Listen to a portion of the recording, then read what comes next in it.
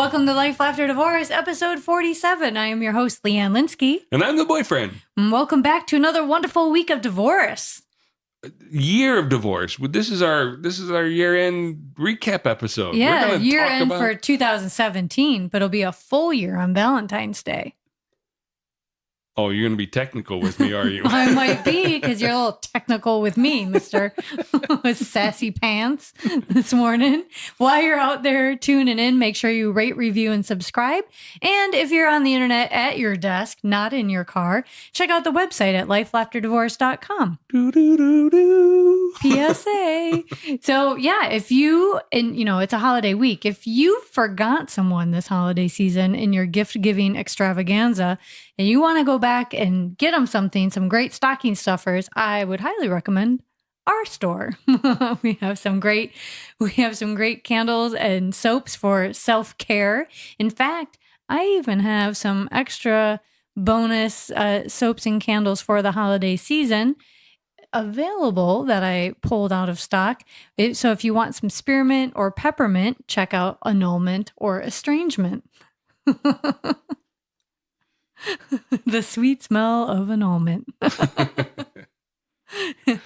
So we took care of you for the holiday.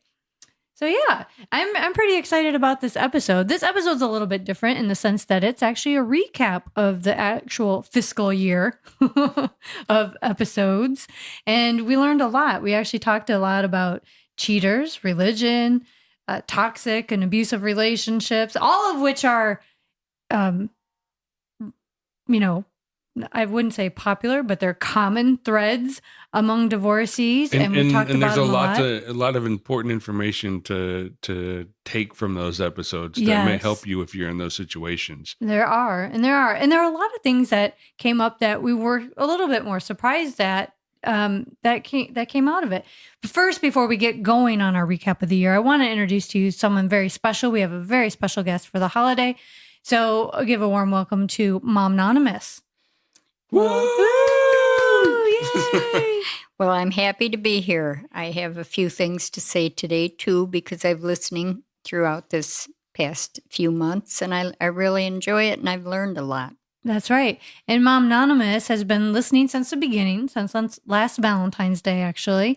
And she has been blogging. So if you look on our blog page with the show notes, you'll see Mom-nonymous there. And each episode, she recaps and gives her own 2 cents about her thoughts and feelings on our guest or their experiences. And so she's here with us today to go through our year in review. So what do we got? Well, I was going to say, look at back where we started last Valentine's Day. We started this and we were talking to a lot of comedians. In fact, our very first guest is a comedian, James Barnes, Mr. Jim Barnes from the Los Angeles area. And we still keep in contact with Jim. We hear from him quite often. And Mom-nonymous, I think you had something to say about this one. Yeah, I do. Jim was my favorite of all the men on the show because he had such an importance about keeping his family together in spite of the fact that his wife was going to marry another man and leave him. He had years with her. He had children. They had traveled the world together. He had a beautiful home. Everything was very nice. And he was he ran a business also. And he was very surprised when his wife said matter of fact, she didn't tell him right away. I think he discovered on the internet that she might have had a boyfriend. That's right. He had to Google what signs there were for someone cheating on you.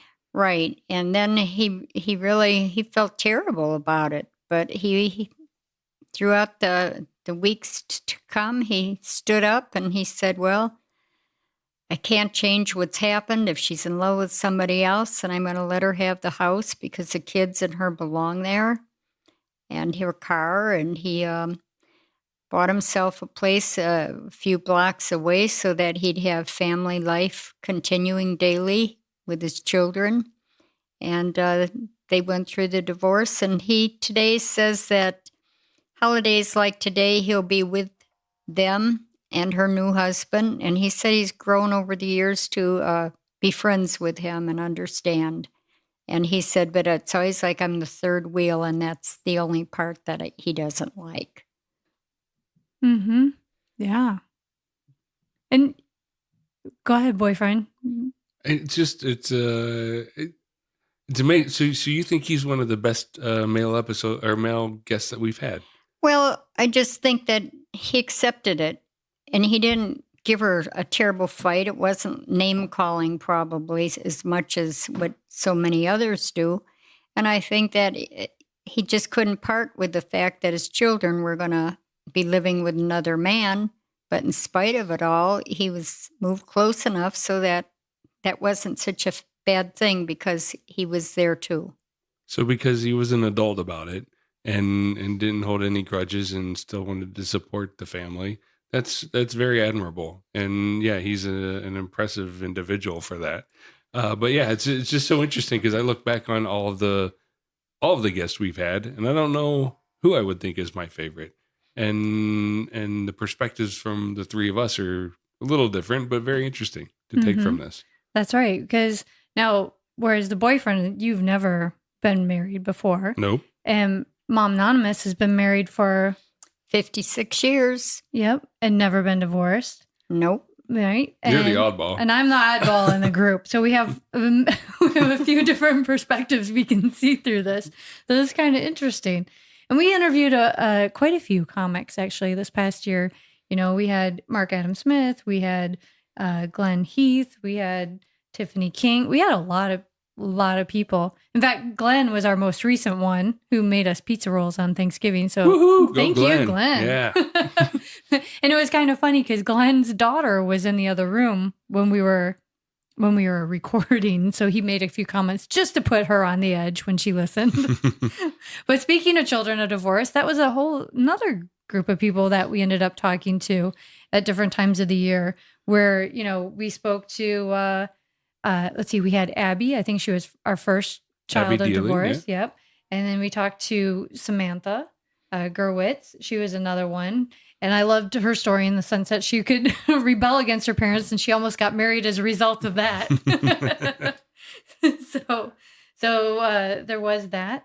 And then we also had and Karen. Karen was another one who's a child of divorce. Yeah, Bonnie Karen. Well, no, Karen and Bonnie Karen. Oh, Karen and Bonnie Karen. Yeah. And Bonnie Karen was recent too. And her and her mother Kim were on the episode together recently talking about their experience. And that was quite emotional and pretty. That was one of our most emotional episodes. Yeah. Yeah. For sure. And wow, how much has Bonnie Karen learned at a young age, you know, with her and her mom. And how that's affected her outlook on relationships for herself moving forward. Right. And how it strengthened the bond between her and her mother so much. Yeah. They went through, it wasn't just a divorce that she witnessed her mom going through, but they were divorced together. Yeah, they experienced it together. They both lost another family, a whole family that they were a part of for 13 years. Mm-hmm. Yeah. So that was a rough one. Yeah. And then we talked to parents of divorce with this. And, you know, we talked to Anne, who talked about how she experienced her daughter's divorce because she was like you, Mom-nonymous, where she's been married for many, many years and would never in a million years dream of divorce. And here she had to cope with her daughters. But then there was another instance where we had parents step in and support their daughter, but she wasn't married yet. And that was Olivia Neely. Yes, she did listen to her family. She was a girl who had some education and she had a boyfriend and he was a bartender. And her brother, I think, discovered that first that didn't sound right for his sister to be with a bartender because she really had a nice job and she had a lot going on for herself.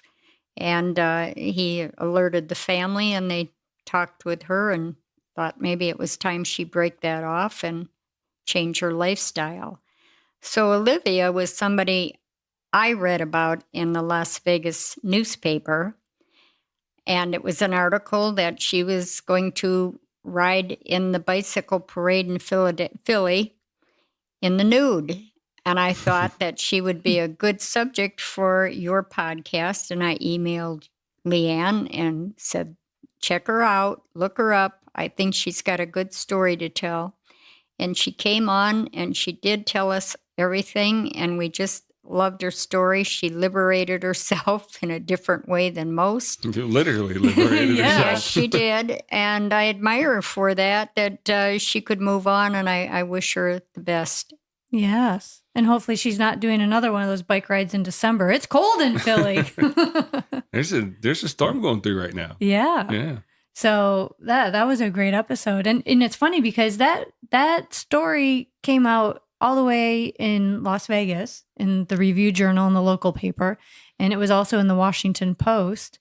And when we read that article, we didn't actually know that she had been engaged. We had only known that she went through a breakup. So that was quite something to find out and learn what experience she had encountered.